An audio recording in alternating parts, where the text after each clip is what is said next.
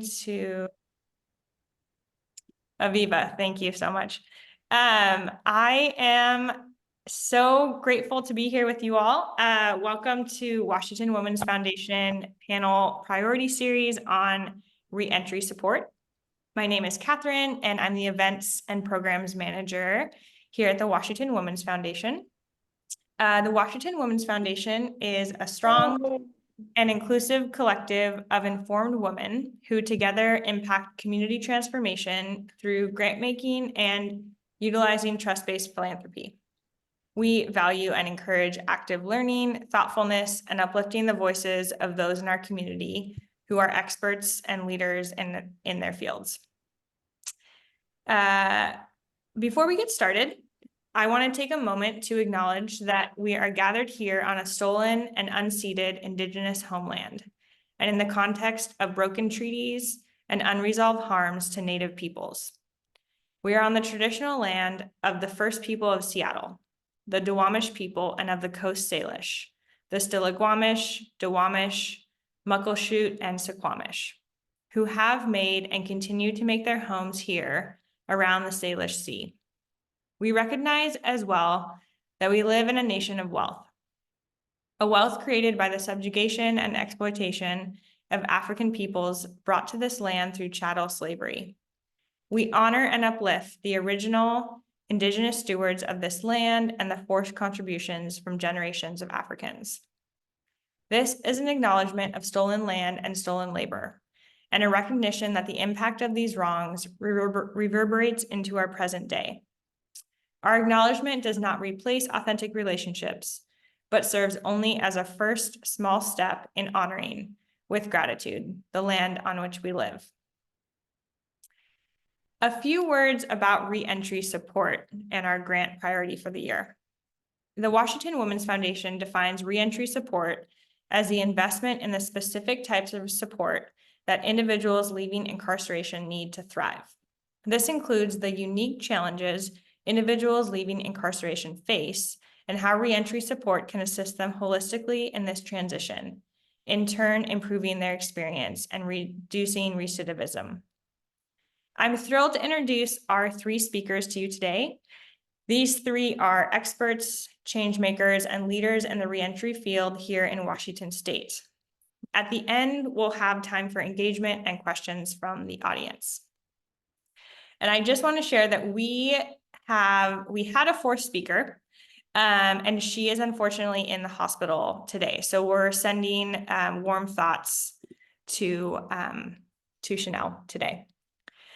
I'd love for Linda and Janelle and Leandrew to join me on the screen. Thank you, Aviva.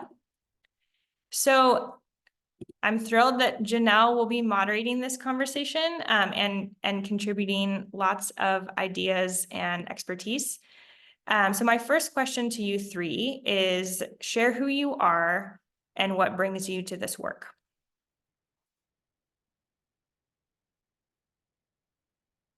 Okay. I will start. So my name is Linda Scott. I am the executive director of the STAR project in Walla Walla, Washington. STAR stands for Successful Transition and Reentry. So our primary focus has been what happens in the community after people come back from incarceration. My journey in this work started inside WSP. From the education perspective, I worked for the community college that contracts the educational programming for the penitentiary. So I worked in adult basic education, and I really learned from the inside what the needs of people were and what some of their barriers were when they came back to the community. And so then I jumped at the opportunity to work with STAR Project and really impact change within the community and kind of change the narrative for people.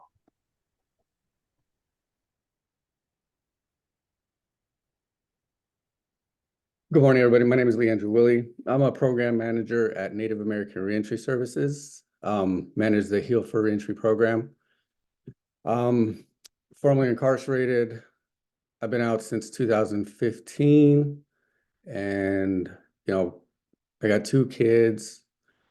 started school and back to school, got my AA. Now I'm working on my bachelor's at UW. I got about a year left. I got into this work kind of by chance.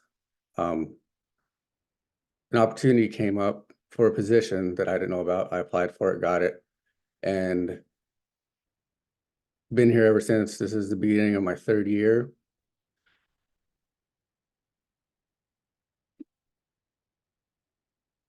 Nice, thank you. Can you guys hear me okay? As I mentioned, I've had some issues here. So thank you so much for everyone being here. I'm so glad to be in this space with many wonderful people. My name's Janelle McFeed. I'm the executive director for the Washington Statewide Reentry Council. 1 year into this position, but not new to reentry. I've been working in the field of reentry for over 24 years, and started my career actually in Hilltop in 1999, working with juveniles releasing from Echo Glen and returning to the Hilltop area. Before that position, I worked 13 years at the Port Gamble S'Klallam tribe, where I had an opportunity to develop a human dignity, restorative, native-based reentry model that ended up becoming nationally recognized, which was pretty cool. And we were allowed to speak around all around the country on how to implement this model for other tribes and other jails around the country. And so I'm pretty happy about that work that we were able to do. I'm a Jamestown S'Klallam descendant. And one of the most important lessons I learned from my S'Klallam grandmother was the importance of relationship and the art of listening. I really believe, and I have a picture of her right next to me on my desk, that the importance of human connection is one of the most powerful tools we have to reduce recidivism and make communities safer. And again, most of my career has been dedicated to finding kind of those restorative and humane practices that we can implement into our prison and jail systems. I always tell my 2 teenage daughters and my partner every day to make sure to listen to people's stories and really, truly, genuinely listen. And for the comment in the beginning, not all hope is lost. There is hope. So thank you so much for allowing us to be here today. I am going to move, if that's okay, Catherine, right into the questions. Okay. So for our panelists, the first question we have here is how do you define reentry support in your context and in your Enter your meeting ID followed by do you want would you like me to repeat that, or did you guys hear? Can you repeat it? Sure. How do you define reentry support in your context and work? Thanks, everyone. Well, for us at Native American Reentry Service, it's all about removing those barriers that people are facing when they're coming home, because there are a lot. Some people may not have a license, never had a license in their life, don't know how to operate a cell phone, don't understand how things work nowadays, may have been down for 15, 20 years or so. So there's a lot of things that we do nowadays in our daily life that people coming home don't have the experience with. And being able to help them with that. But it's kind of like what Janelle was saying, right?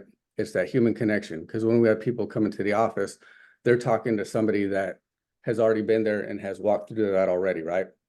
And that creates that personal connection between everybody in the office.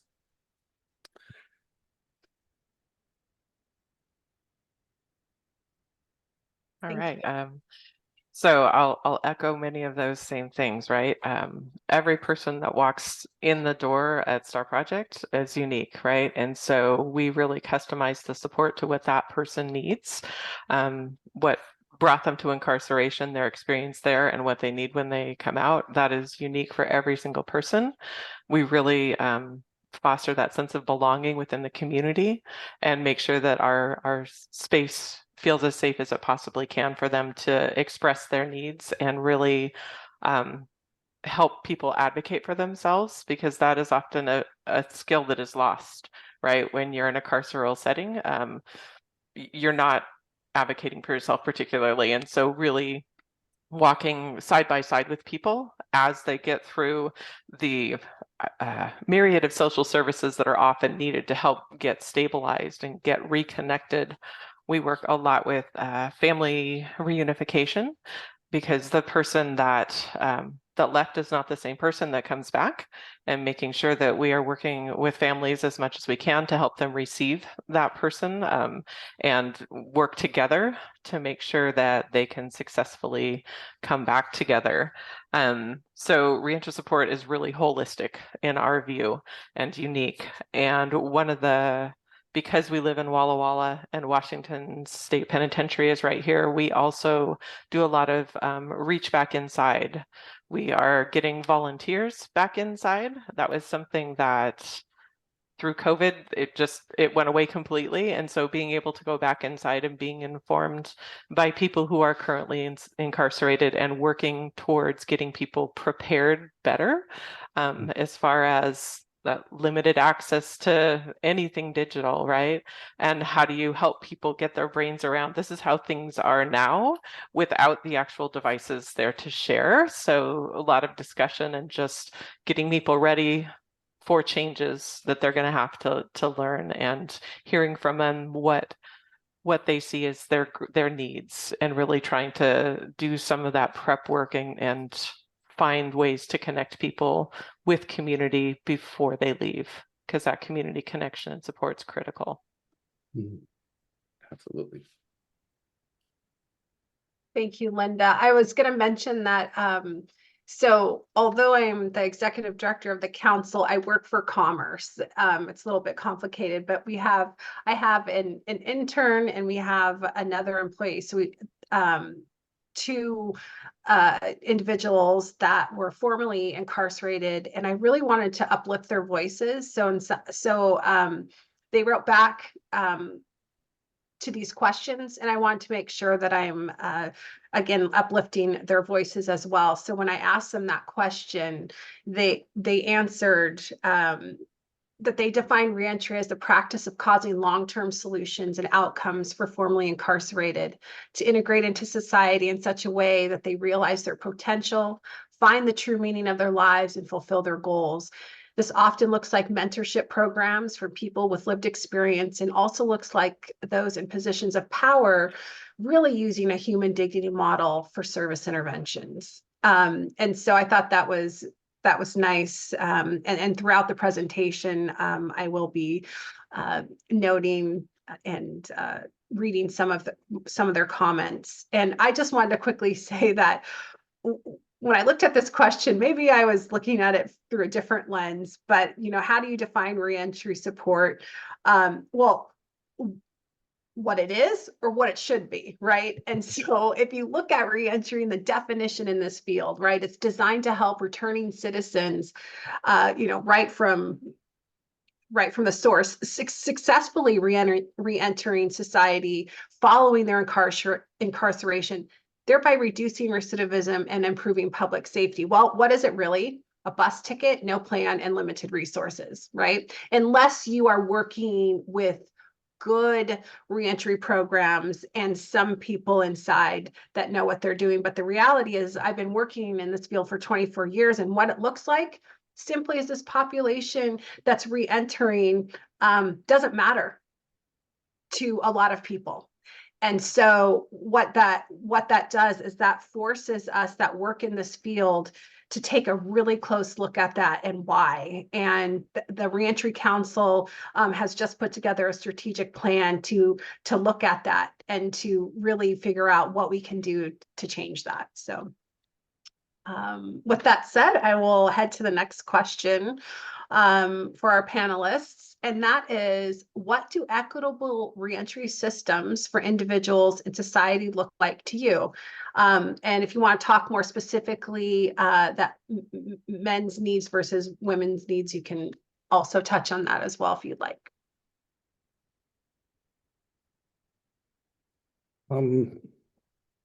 Yeah, when it comes to, I guess, the equitability, right? It's meeting people where they're at.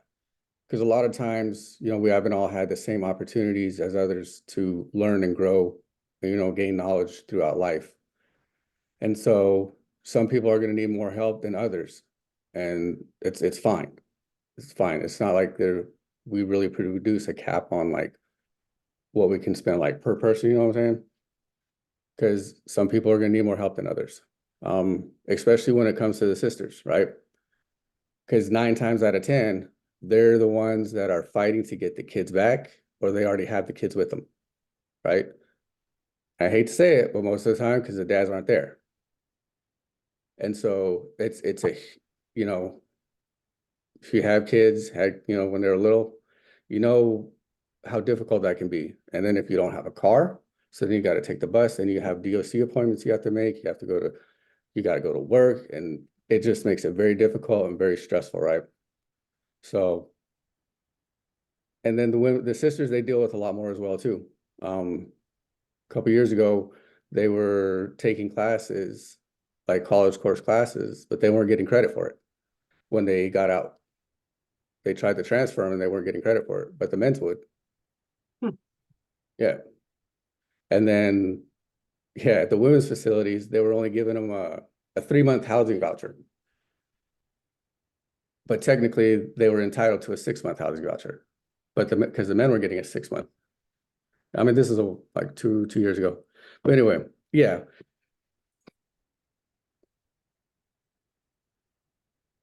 Sorry, that's all I got. Thank you. Linda? Yes, thank you. I think just kind of broadly speaking, most of the systems are designed for and by men. And Mm. so trying to adapt that or not, or trying to fit women into that space can be very challenging, and people struggle with succeeding in that. And when we work with women who are reentering, there are a lot of other dynamics in terms of what we're looking at. Usually, if most of the times children are involved, and so navigating CPS and that whole system, along with any other DOC requirements and things like that. Housing, that is a critical foundation for everybody, is that safe housing. And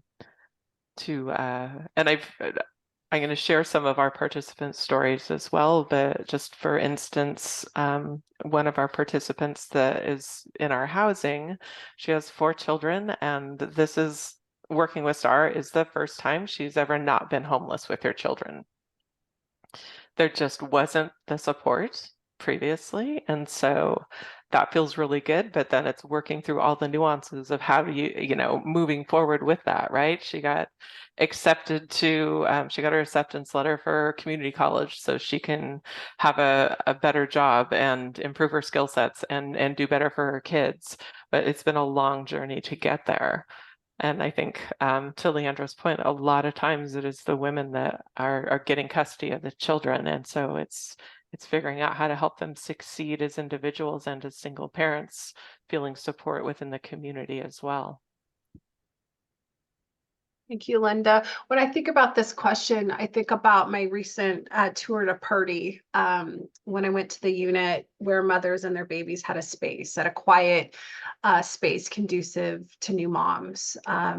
And when we think about women's needs, we need to think about their needs as a mother while incarcerated as well, and be sensitive to those needs in that institutionalized setting. And I think that there's something to be said about a space, because if you've been inside a prison or a jail, this is a very linear, institutionalized, stale, cold place, right?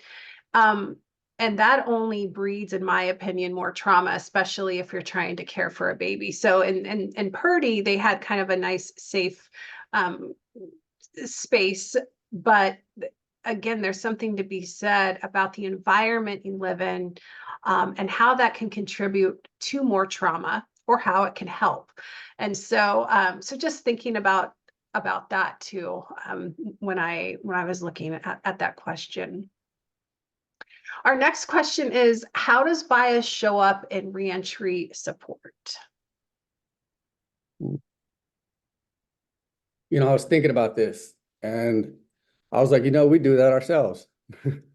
a lot of times, because organizations, they set out to help a certain population, right? Like Native American Research Services, like, or you can tell in our name, we're biased, right? But not as much as you would think, right? Because we don't ask for any CIB, we don't ask for any enrollment number or anything like that. But when it does come to like, when I do see bias, like, I'm more familiar with the Native community than anything else. But like when it comes to funding, right? Because we won't apply for anything that requires us to like only provide services to somebody that's enrolled, or like provide a CIB or enrollment number. Which kind of really limits what kind of funding we can go after. But at the same time, it allows that freedom with who we can help. Because, through historical trauma that, or, what I'm saying, that a lot of people weren't able to get enrolled.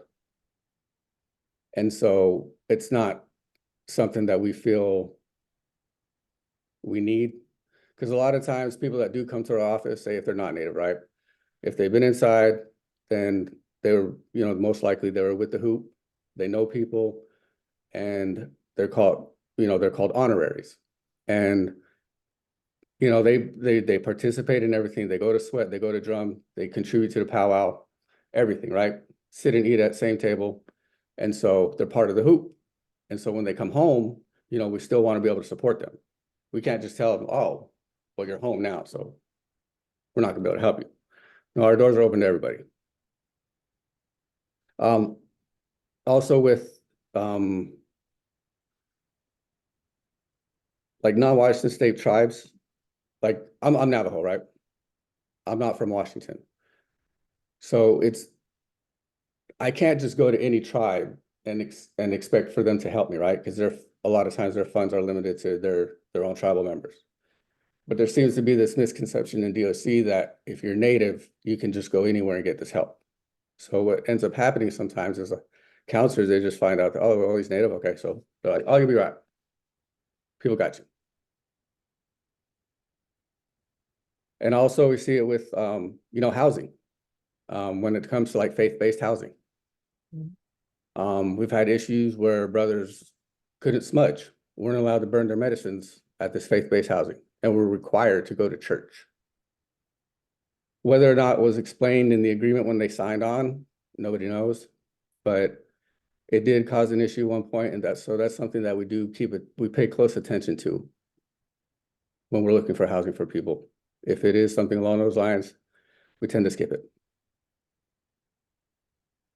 But other than that, I think that's pretty much it, what I've seen. Thank you. Yeah, thank you. I think in terms of bias and reentry support, looking at the community and working in the community, I find that there's a lot of people that they start to understand the needs and the barriers that exist, and then you bump into this not in my backyard mentality, right? It's just like, oh yeah, people need housing. Yes, they need safe housing, they need employment, they need education, they need all these things, but somewhere over there, right? Not in my neighborhood. And so that's probably one of the biggest barriers that I see in terms of, as we're opening up new housing, if we're getting DOC approval on that, we're also getting the sheriff and the city council and everybody approving, which I understand the need for that, but I think also being in the community enough so they know that your program is safe and sound, and people really just want to do better and have the opportunity to get back into the community. I think in terms of, to Leandra's point about trying to help people find the organizations that are going to be able to work with them in the community they're returning to, we find ourselves in the position of kind of navigating that and bridging between the people that we see when we're inside WSP looking for where they're going to go. And so then it's that making those phone calls, finding out, okay, I see what your website says. What are the rules and contingencies? What are the reasons that people would not be accepted here? And then building out those. So as you're working with people, you can kind of say, oh, this is a fit, this is not a fit. And so that sorting process, so somebody, because we've heard too many stories of somebody that at the last minute got turned down for some reason that was not disclosed, right? And that's heartbreaking, right? They've had their 35-day notifier, everything should have been in place, and something was missed. So really trying to find the transparency in the services that people are offering so that folks can legitimately plan and be received and succeed. Thank you, Linda. One of the things, so Lori and Dion, who are my colleagues that answered some of these questions who are formerly incarcerated, I just love Lori's response. She said, I guess recognizing that bias exists in the first place, and then exploring your bias. And there is a study, not a study, but there's a questionnaire, I think it's out of Stanford. I'll put it in the chat in a minute. That where you can take this test and see where your biases lie, right? And I think a lot of people should do that because sometimes we have blinders on. And Dion mentioned, bias shows up in the overarching theme that DOC officers are superior to those that are incarcerated, and that the incarcerated feel inferior. And she said, and she went through her own process, that in jails, even prior to a person being convicted of a crime, a person's treated as a second-class citizen. And by the sheer number of cases that take place, the wrongful deaths, civil suits, it's clear that there's a problem with certain people that have positions of power, using their power to cause harm. And I believe that harm is caused as a result of bias of incarcerated persons generally. And this type of bias towards incarcerated people affects their self-esteem, and it affected hers, and thereby causing long-term trauma. And when I, in my previous position, ran the Welcome Home program, I saw bias show up with employers all the time. I will hire them, but they can't touch the money. I will hire them, but they can't do the closing shift. I will hire them, but right. And so this type of bias shows up with employers as well, and second chance hiring. And I saw that a lot. And so when they're not trusted, there seems to be a lot of bias in the workplace for those coming out of incarceration. So then they're relegated to lower level positions, right? And so I just wanted to note that because I saw it often in my previous position. Okay, our next question here, and what does culturally competent support look like? You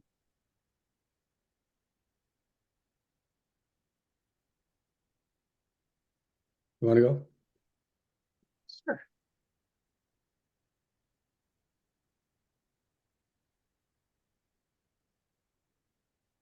Okay, I guess I'm up. So for me, culturally competent support kind of tags off that, know your own biases, right? And recognize that and understand the individual that you're working with and really listening to that person. And I think being present, seeing them as an individual, hearing what their needs are and working through that, right? Because there's no checkbox for any one person. So I think it really goes back to that individual needs and asking those questions too, as far as, and just recognizing that there are some things I do not have experience with. And I, have to take what people are saying as far as their needs and either find resources that can help them better, or just recognize that is the space that I've got a blind spot. And so I need to bring in others to help with that. So in terms of cultural competency, really making sure that I've got a team of people to help support that as well. Great. Yeah, absolutely. And that's really what comes to mind. Oh, I'm sorry. I lost my train of thought. yeah, it's really, like you said, being able to understand and know what you don't know, right? Being able to recognize that in a moment. Because like with, with natives, right? With different tribes, everybody's got something a little bit different. Like a lot of tribes up here, they burn a lot of sage, right? My people, we don't burn a whole lot of sage. We burn a lot of cedar, and we use corn pollen, right? So, but I may not know about because I'm from Southwest. I don't know a whole lot about coastal traditions and stuff like that. So I wouldn't be the one to offer any type of advice or anything like that. But I know somebody that could, somebody that is knowledgeable and is respectful and does walk in a good way. Because I don't want to connect them with somebody that's not there, right? But yeah, Absolutely. Thank you. Dion, who is Native as well, answered, culturally competent support looks like giving Indigenous people access to traditional spiritual and traditional health resources in urban settings. And then she goes further on, providing support to people of color that identify with their cultural background. And it looks like providing space to uplift voices, which we often talk about, voices of women, members of the BIPOC community, and the LGBTQIA plus persons. And I think that, through participatory action, we can identify the needs of the communities we serve and find long-term solutions. And when I was thinking about this question, because my work, just not my work at Port Gamble, but my Jamestown Slalom roots, financially supporting these tribal programs, financially supporting the Black Prisoners Caucus and other reentry nonprofits that serve those that have been historically forgotten. And I want to double down on that and emphasize that throughout this presentation, because those often go unfunded. And so really wanting to take a look about not just supporting, because there's multiple ways we can support, but how do we fund? So I will now move to the next question.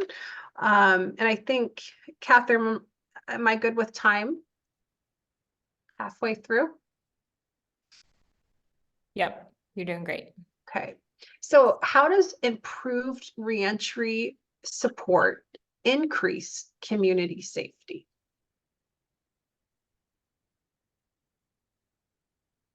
And whoever wants to take that first question.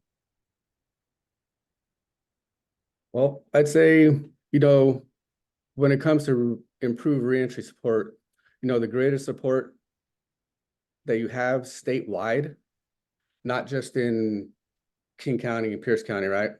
But the more support that we have statewide, then it's going to create less stress for people coming home, right? And what happens when we have less stress in our lives?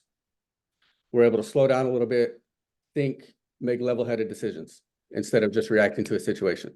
And that's what happens most, tends to happen a lot of times and gets people in trouble. So by lowering the stress level, people are able to make better decisions in the moment, right? And so all that's going to do is keep them on their path that they started on when they came home. And community safety increases because they have been provided a path to be part of the community now.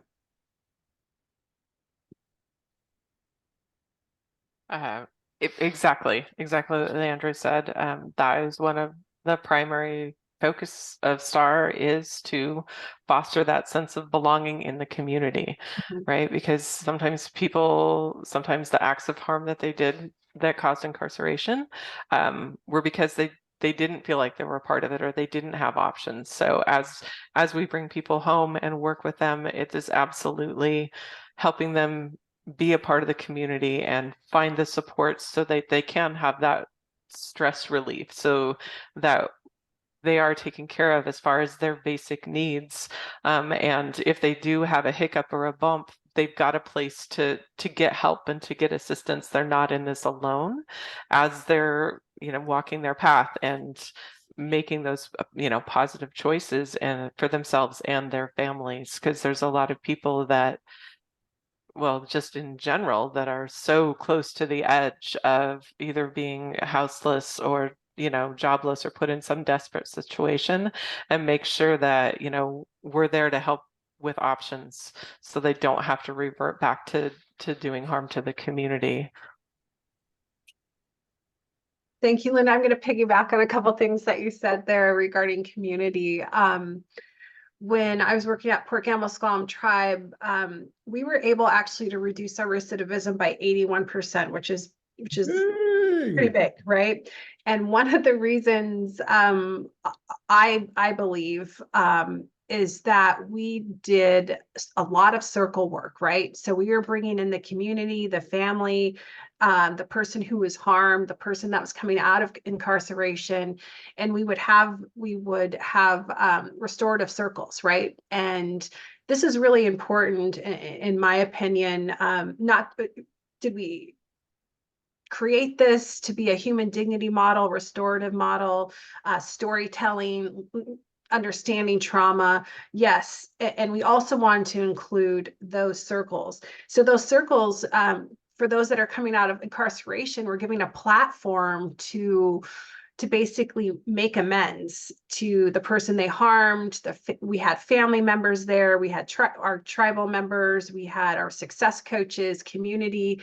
And then also, and that's why we titled it the Welcome Home Program, because it was like, we really wanted to flip the script on how we treat people coming home. So let's welcome them home, but let's do it right. And so I think that that absolutely improved the public safety on the reservation. We saw less crime. There was a big movement on the Port Gamble-Squam reservation for this. So, and lastly, Lori, again, who's been through the system, said, hey, improving reentry support, we need to provide people with basic needs. And if the reasons for committing a crime is reduced because basic needs are met, the community becomes safer. So I just wanted to share those two things. Can I add a little bit to what Absolutely. what you're saying? When you mentioned, the creating space, and because this might be the first time that people are coming home that they're part of the community, right? And yeah, because many times, including myself, like that's like inside is where I became a part of a community, a healthy community, right? Where I had people that I could talk to, I could rely on, like we checked on each other, made sure everybody was good.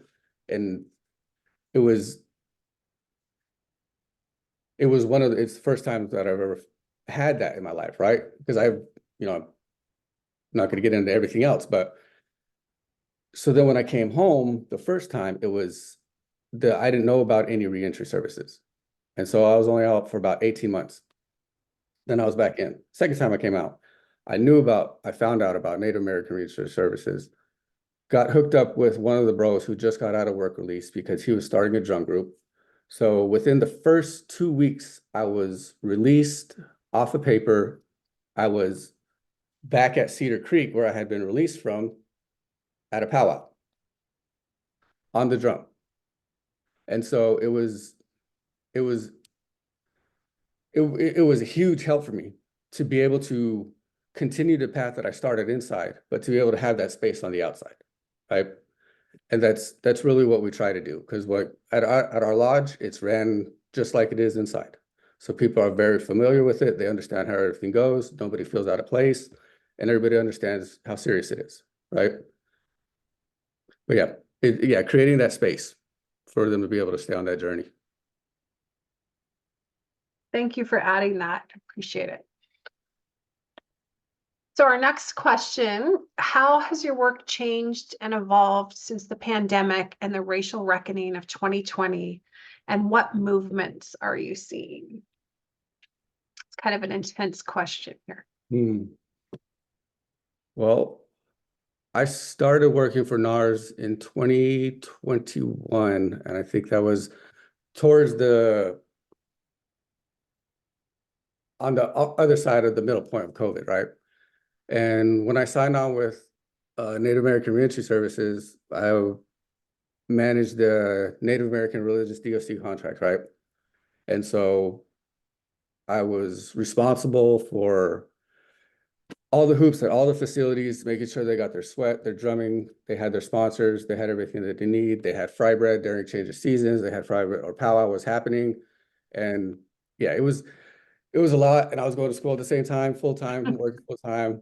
It was a lot. But it was fun. It was so much fun. I love going out to the facilities and just hanging out with the bros and just, while they go sweat. But it made it difficult during COVID because there was a lot of I don't know, just frustrating rules, right? When it came to how people could gather. There was separation between, when people came to the sweat lodge, there was separation between the vaccinated and the not vaccinated, right? So they couldn't sweat together. They had to come out at different times, had to have their mask on outside. But yet when they go to work or when they go back to their unit, right? They might be living with somebody that had gone to work with a completely different group of people. But yet they come back to the same cell. You know what I'm saying? It was very confusing and frustrating on how it all worked. Mhm. We worked through it. Powwow was a disappointment, to be honest, because it was not a powwow. There was no regalia.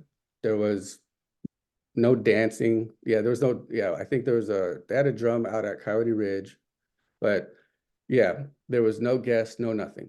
It was just, to me, it was just DOC checking off a box. That's all it seemed like. Like, yep, we did this. You guys got it. Mhm. Yeah, it made it very, very difficult. Yeah, just the separation with the cohorts and everything like that. And the most frustrating part was because, like, out here, right, in the rest of the world, we were all out of these high restrictions and whatnot, right? I didn't understand why it's a state facility. Why aren't they in the same lines with the state, right? Anyway. Absolutely. Let's see. I started teaching at Washington State Penitentiary in June of 2020. So the education at the facility kept going, right? It was one of the few facilities that actually kept education running. And right, it was amazing. Yep, there were restrictions, mass, limited class size, all of those things.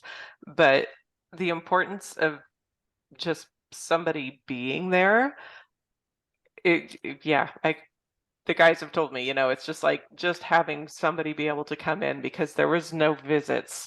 Video visits were just being pioneered. They didn't know what was going on. And so being able just to be there and, navigate those restrictions and just let people just voice their frustrations and, kind of hold space in a lot of ways and keep education going. The first time I visited a living unit, I was in full bunny suit with goggles and masks and all the things, and I'm delivering packets for education and books. That was another thing too, in terms of the state libraries that are inside the facility were closed. And so I'm like, oh my gosh, but nightmare on top of nightmare. So I'm like, what books do you guys want? I got a fat account with thrift books, right? And made sure that people had something, and even if they weren't in education. And so that was, from the inside perspective, keeping education going kept people somewhat grounded, right? Being able to talk about what it was like in the community, what's going on out there with the pandemic. We've heard all these things, and to be able to do some of that myth busting and just kind of grounding people out, but also learning from people who were working in reentry at that time. There was kind of a mass exodus for a lot of folks, and agencies were not ready to receive that. And so the systems that were in place to do a lot of the reentry work got crushed. People got released that were in no way ready or prepared or knew what they were going to be dumped into. And so there was, I think, a lot of trauma and harm caused by just the reactionary thing and not really having those preparation plans in place. And I think that's some of what we're coming back from as we're figuring out. And I noticed this when I was trying to help make connections when I was still inside, when people were like, I don't know where I'm going. I'm not from this state. It's like, okay, let me find out, what are the things and who's still funded. That's a key thing when we're researching, because people you know, they hear something 5 years ago about how good a program was and they're hanging on to that hope, and then they're getting closer. They're like, oh, check on this program. Oh, sorry, it doesn't exist anymore. So as we're researching who we're going to connect folks for, it's like, okay, do they have funding? Right? Do they still exist? You know, and you know, figuring that stability piece, because a lot of just nonprofits across the board were destabilized and went away during the pandemic. And so I think coming out of that is just, we're still in that restabilization process of what that looks like and how we move through that and grow and get those good organizations building up again. Thank you for that.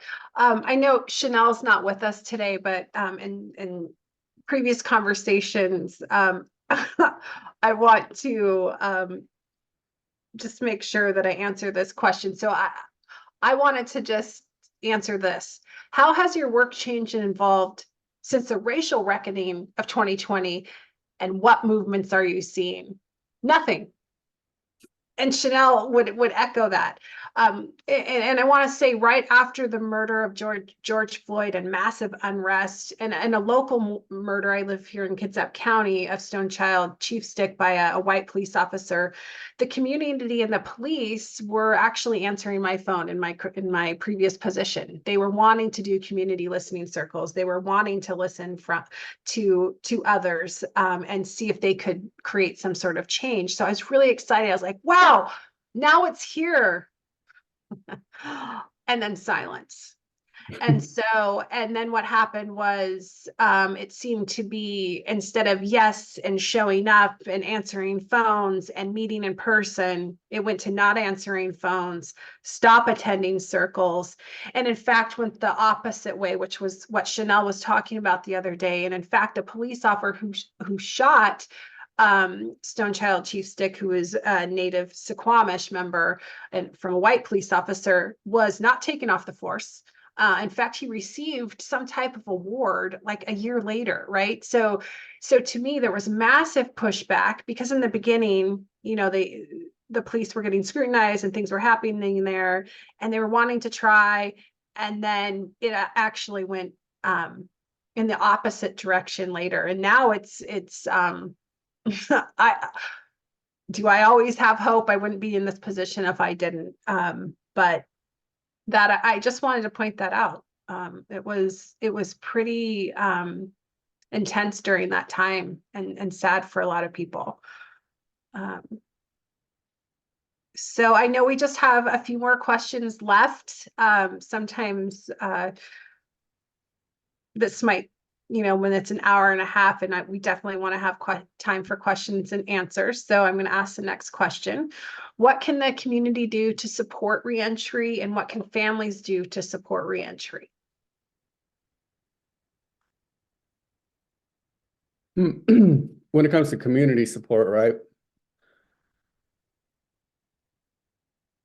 Being able to, I mean, if you are able to be able to reach out to some of these hoops, right? And also if you do get an invite to a powwow or to a function, go. Mm-hmm. Bring your people, bring as many people as you can. Yeah, it means so much to people when people come in, right? And even if you don't know them, people are just gonna be happy that you're there. They get to see a new face. You know, it moves people in a good direction when people show up to an event, right? It's nothing worse. I mean, if you ever put something on, there's nothing worse than, you know what I'm saying, you're expecting 500 people and you got 10 people to show up. It's very discouraging. And also, you know, because at these there's a lot of work that goes into these powwows. It's a lot of work that the bros are doing. They're, you know what I'm saying, they're getting everything ready when it comes to the food, because they have to cover the cost of the food. They got to, you know what I'm saying, coordinate with the kitchen on making the fry bread, which is always a hassle, regardless of what facility you're at, right? Except for maybe one. But a lot of times what ends up happening is the fry bread gets cooked the day before. I'm a bougie native. I will not eat leftover fry bread. I'm sorry. I just won't. And but that's what happens, right? And so it's brought out, it's cold, it's hard. Some of them are weighing like 3 or 4 pounds. You know, take a little bite, take the no thank you bite. But no, it because that's one of those things that people are looking forward to so much is the fry bread. And when it just comes out so terrible, it's just everybody, it kind of really dims the mood. But in addition to everything that's happening with the food, right? Like these guys are working, not the brothers, but the sisters as well too, right? Are working year round on putting gifts together. They're working on beading projects, painting projects, boxes, like cedar boxes, all types of stuff to give away. And it's amazing to see how much work goes into it. They'll have like 4 or 5 tables just stretched out with nothing but stuff to give away to everybody that shows up. It's amazing. Like Stafford Creek's powwows last year. It was they did it. They did it well. But it's like that at a lot of facilities because people are very, very passionate about that. Also, let's see, when it comes to community, I think somebody mentioned this earlier, understanding that people do change. Giving them a second chance. It goes a long way. And I'm not saying like, oh, everybody gets a second chance across the board, right? But like if you see somebody that's putting into work, doing everything that they got to do, why not? You know what I'm saying? They've been putting in the effort probably before they even got out. I'd say probably about 14 months before about 12, 14 months before I hit the gate, I was sleeping a lot, right? I'd be sleeping till maybe 11 o'clock because I didn't have a job. So I just slept. I didn't have nothing to do. And I woke up one morning, I was like, I got kids. I was like, there's no way I'm gonna be able to sleep till 11 o'clock when I go home. So from that point forward, right, I was up at like 5 o'clock in the morning. Up at 5, going to breakfast, had a little bite, come back, and then, just went about my day. But, being able to, when people are working on themselves like that initially, they definitely deserve a second chance in my mind. You know what I'm saying? When it comes to family support, also community support, right? Because there's a big thing when it comes to housing and it comes to jobs, right? Because a lot of times when you've been down for 10, 15 years, you don't have any credit. And we all know how important that is. No rental history, no credit, very difficult to get anywhere without those two. Family support, really, same thing, attending the events when you can. Be aware that your loved ones may have made changes, most likely in the better direction, right? Because when we start to work on ourselves and we start to do this healing inside, our families aren't there to see this. And if you've been down before, come home, maybe, saying you've been a few times, it's difficult for people to accept those changes as the truth when they don't see it. But because I felt like that when people wouldn't take what I was saying as truthful, right? And I had been working on myself for years. But because they didn't have the ability to see those changes, it was very difficult for them to accept it. So just maybe a little bit more grace when it comes to that, if they're showing the effort. Yeah, that's pretty much all I got. Sorry. Linda, Yeah. do you mind if I wonderful. just insert a comment here really quick because it goes off of, okay, so Lori was talking just exactly what you were talking about. She said what community can do is welcome them home. And this is something that she struggled with. It can mean understanding what they've been through while incarcerated. It can mean that they might seem hardened in some ways and vulnerable in others. It can mean that you need to support them and offer encouragement and listen to their story. It can mean that they may never be the same as they used to be, and some of these changes will be good and some may not be so good, but it definitely means giving them a second chance, and community can help best by offering friendship and seeing them for who they are. And also when you're talking about the tribal piece, supporting your local tribes and showing up if you're invited, including the families in that process, and also in the release planning process, supporting reentry nonprofits, becoming again a sponsor in the prison to support the Black Prisoners Caucus and the TEACH program. And lastly, I'll say, and probably said it 5 times, is we often talk about funding the innovative reentry programs, but we rarely do. And I think most people, they don't want to see real pain, right? It's hard to see that. So it's kind of like out of sight, out of mind. So we just go on with our day. We go to whatever, Costco, we pay our bills, we watch Netflix. But what's really important is that we see each other. And I know I'm talking, this is hilarious because we're on Zoom and I can't see anyone right now.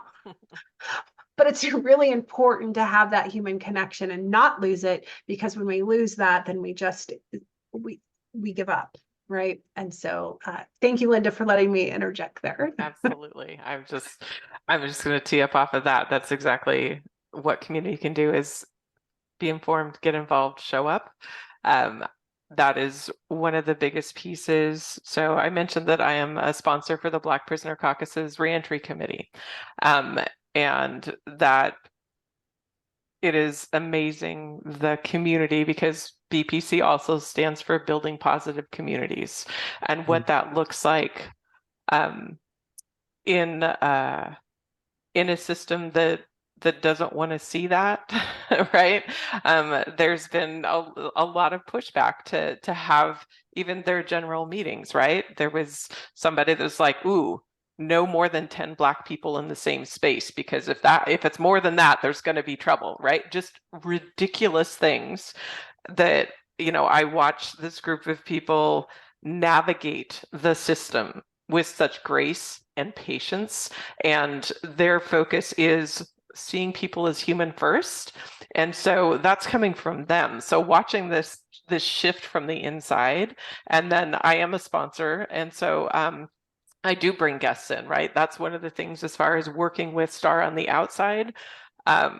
We want to invite people in to the facility to help be a part of that, just being present, seeing people for who they are, getting to know them and what their transformational story is, and just being a fresh face, right? They're in there day in, day out with the same faces and the same clothes, and but to bring somebody in that's got a different perspective, that can hear their stories and share them out, seeing the amazing work that is happening as they're transforming not just themselves, but the space that they're living in.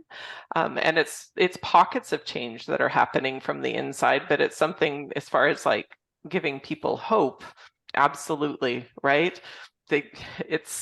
There's so much good that is happening, and to be able to bring community in to help support that, and to hold people accountable to what they said they were going to do, right? I know there's part of the Department of Corrections, part of their plans say, community connection, right? Reentry support, that is community. And so really being able to say, okay, this is community coming in, we're going to help support these programs, because not everybody is involved in education on the inside, but there's got to be something. If people are ready for that transformation, we got to support that regardless of whatever number they have left on their time, because those things can change.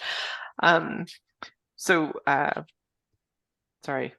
my train of thought left a little bit there, but yeah, just in terms of bringing community in, I had the honor of going into the Asian Pacific Islander event last summer, and as that was like getting closer, I'm like, well, what do you guys need? And they're like, try to bring guests, right?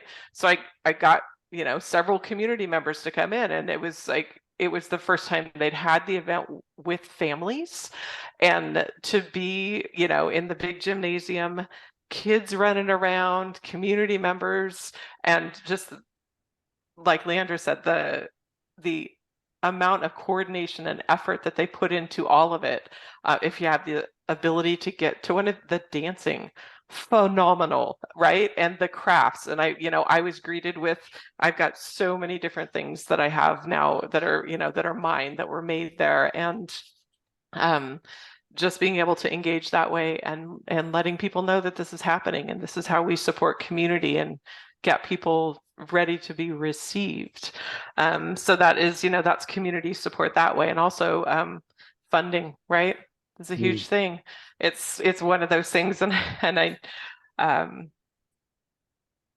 sometimes people don't understand that, you know, while this is a state created problem through the system, they're done, right? As soon as somebody walks out the gate, there isn't a, well, what else are they doing? Yes, there's housing vouchers, but those have come and gone, right? And so great, we have them now, but in terms of how do we support people in that transition is find out how you can give to that particular cultural event so people can continue having those in that space. One of the things that we're looking at for Washington State Penitentiary, because we're in the lower southeast corner, and most of the people that are living here in the facility are not from here, and their families, it is a struggle to get from the west side to Walla Walla. And it's just like, can we fund a bus, right? Can we figure out a way to get people physically connected? Video visits, you know, great if there's nothing, but man, being able to get people in person, you know, finding a way to do that consistently. So look for opportunities to help that way. And yeah, when people leave, it's just like they need things. So look at ways you can support for housing and you know, those basic needs and mentorship, and how can you be involved. Most, you know, organizations, if you look at their website, they've got a get involved button, and it'll give you some specifics you can do. But it is so meaningful to have people that show up and are just there and present and getting to know that person in front of them, and just people want to be seen. And I think that was one of the things when I taught, that was probably one of my greatest lessons, was I would solicit feedback from my students, and I'm like, you know, just blanket feedback, good, bad, what can we do to improve? One of the most common things was, you're different as an instructor. You see us as individuals. So that's, you know, that's okay. We can keep doing that. And so I think that's the thing, is when you're meeting someone, and if that comes up as, you know, part of their past, just see the individual in front of you and get to know them for who they are. 100%. Okay, I think we have 2 questions left, so we'll have time for questions. The next one is, when good reentry support has been implemented, and I like good reentry support, what are the results that are seen? That we've seen? Well, first, people don't go back. Mm-hmm. They stay home. They keep their home. They're able to keep their living situation. They're able to keep their family together. They're able to keep their job. And I mean, those are some of the most important things to me, right? Like kids, family, employment, right? Need a job. But yeah, also seeing, you know, people's growth, not just mature level with their spirituality, emotion, whatever, right? But understanding and being able to ask for help. Because I've had people that come into the office now and they're like, oh, hey, can you help me with this? This is what I need. But like last year, crickets. Yeah, it's tough to ask for help, especially, you know, coming from incarceration, right? That's not someplace you want to run around asking people for help for. Or, you know, saying getting into debt in a sense, right? Mm-hmm. So, yeah, to me, that's a huge growth, being able to ask for help, recognizing that you need help. Yeah, that's all I got for now. Thank you. Linda? All those things. And I think one of the things that that STAR has been good at is tracking the data and looking at reduced recidivism, right? So if we're looking at numbers, state average is about 30% of people return within 3 years. Our numbers at STAR are less than 5% of people that go through our programs. return, and that is for those very reasons, right? We're helping people succeed, and we are building in kind of that hand up model of mentorship. So people that have worked through and gotten some assistance from us they're referring people to us that they're seeing as struggling, but then they're also developing this mentorship capacity. In the last year, really heavy in the last 6 months, we've had a lot of folks stop by who are like, I needed to stop by and tell you what a difference you made and what my life is like today. Right. So those stories and people willing to tell them, because we've also heard some not great stories, right? There are ups and downs for everything, but being able to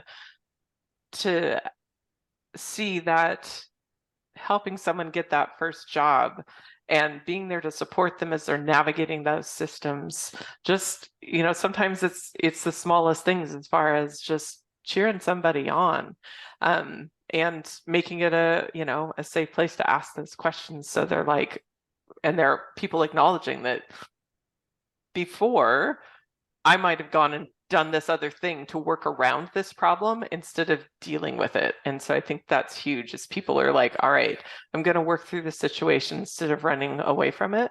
And sometimes that's really hard, but that's progress. And so many people are doing that right? I'm talking about individuals, but families, right? People want to stop that pattern for their families. They want to stop that cycle. And we see so many people that are so motivated, and we encourage those family events. So it looks like that holistic change for folks. Absolutely. I think, what are the results of good reentry support? The first automatic reaction is, well, reduce recidivism and the communities are safer. But what we've seen is, with good programs, they're getting to the root of the problem. They're getting to the root of the trauma and trying to figure that out. And then they're becoming part of the community again, and they're making real changes. And so it's this beautiful transformation that we've seen in our, in the previous work at the Port Gamos-Klallam tribe, where the families are coming together, and they have, they're being able to provide for their family, and they're getting, the correct mental health services that they need, and digging deep and doing circle work and getting involved in their culture. So it's not just about reducing recidivism, it's about changing lives. And so our last question here, we're at 1:11. What can people be doing to educate themselves about reentry and incarceration? Attend more events like this. Right on. Yeah, also connecting with, I didn't even know about STAR over there in Walla Walla, but now I do. So I'll be reaching out to you. I guess, really just reaching out to different organizations, right? Like there's Chief Seattle Club, there's a Journey Project, there's Puyallup Tribe's got a reentry program, Living with Conviction. I know they do something else, not necessarily reentry. But yeah, there's quite a few organizations that do, and it's really developing that network.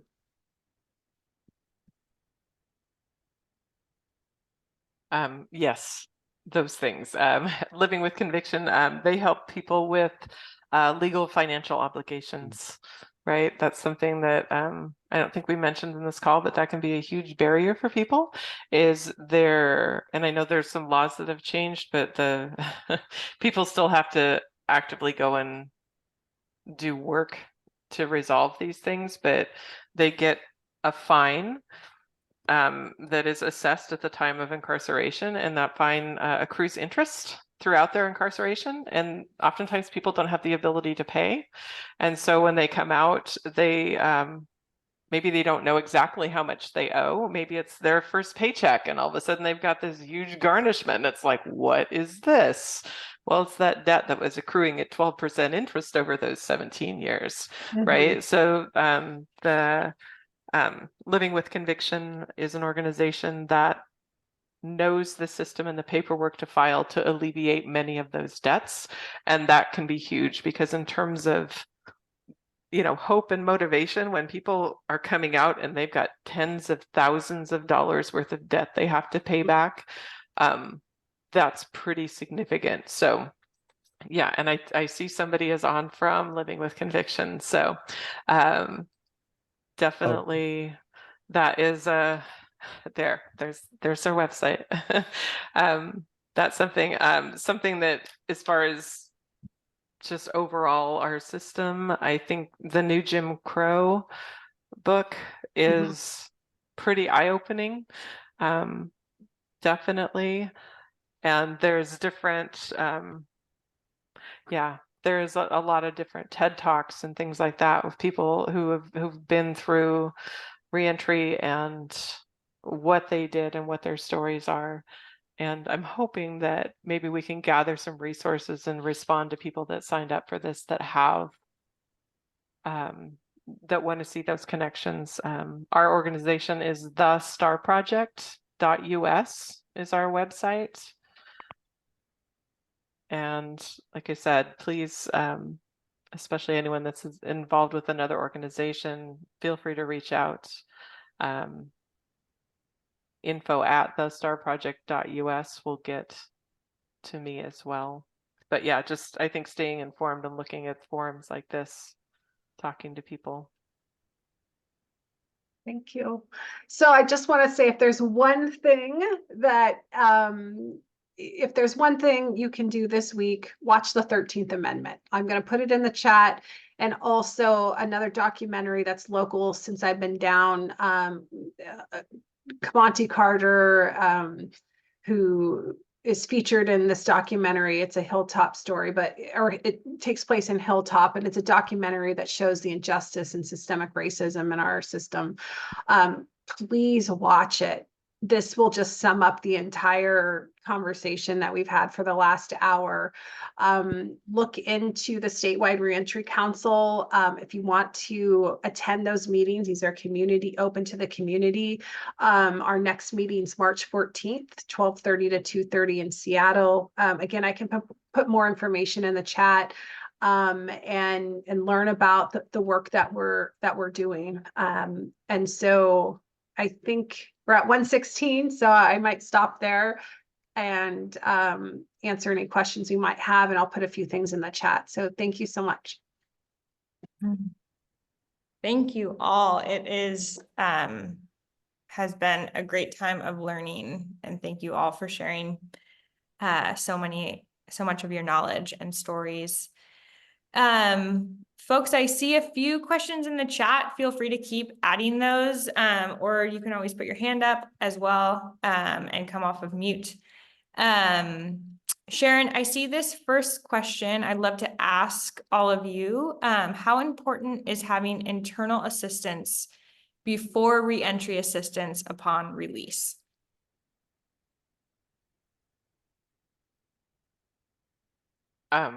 So incredibly important. I think that's the community connection part, right? That's people building that safety net before they get out, and internal support. Yeah, that is making those connections beforehand, because there's so much uncertainty.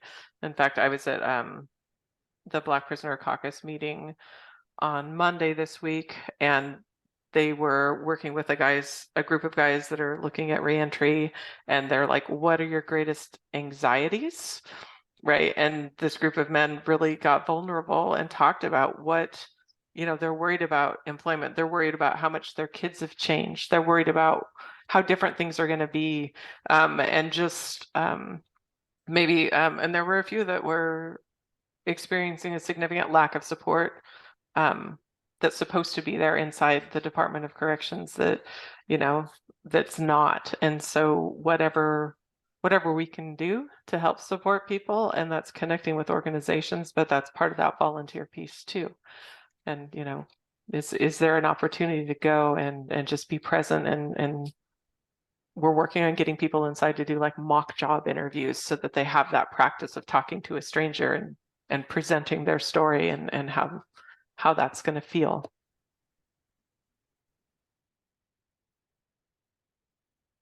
I I was just gonna say, that I have had the honor to visit all of the Washington State prisons recently, and this helped us to gather information and figure out how to put together a strategic plan.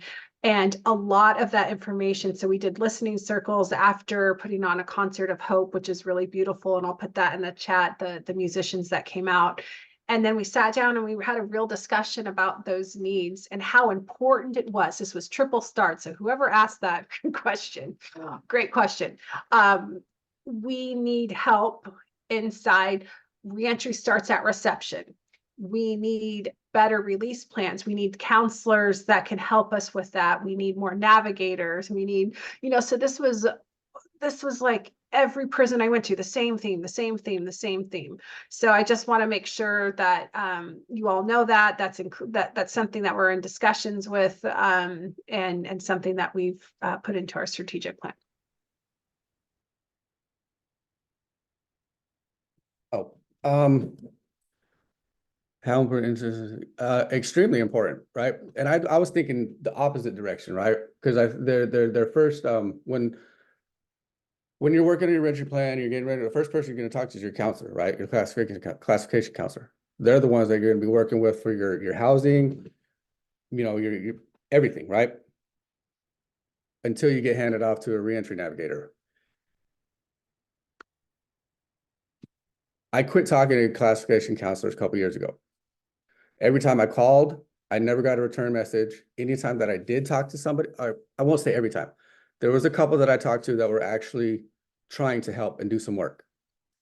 One guy just told me, he was like, yeah, I don't know what he's going to do. And that was it. I had to hang up the phone. I just couldn't, there was nothing else he wanted to talk about.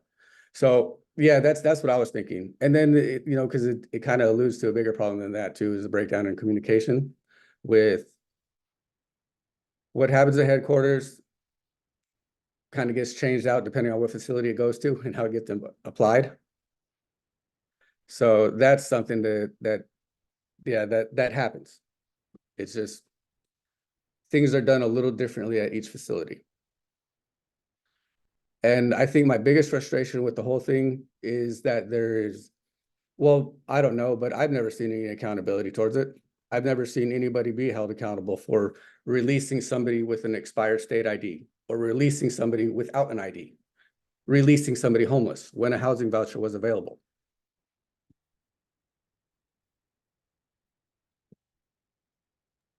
I think some of the things that we see too are that, right? Is how do we how do we provide support around the system that's in place that should be doing that?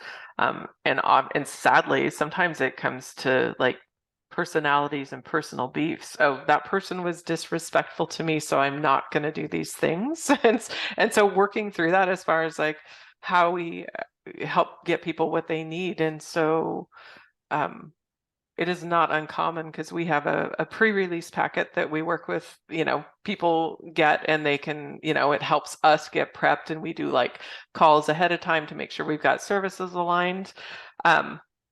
Those come from all over, not just people coming to Walla Walla. It's people that are like, I don't know who else to ask. And so that's part of how we learn about different cities and different states. Or we had one kid, and I'm saying kid because he's 21. He's like, man, I've got like, it was like 7 days or something. It was very short to the gate. And he reached out, and we're like, okay, what can we do? We're reaching out with a counselor, found out he was on a federal retainer. And so they dropped all reentry support talk. You're going to go to county, then transfer to Spokane and release homeless. It's like, no. So we were able to get him information for resources and connect with that resource. So they're like, this person should be calling you. Here's about when he's going to arrive, and trying to do that. But it's like, I couldn't believe that. But, we were in a place that we could actually jump in and say, oh, we've gotten calls from across the state for people that, something fell through.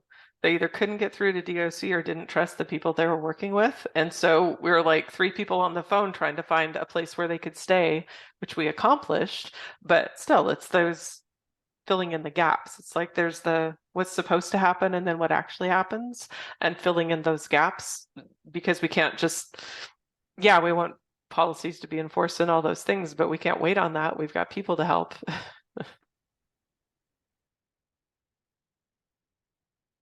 Absolutely. I have one last question, I think, to round out this amazing conversation.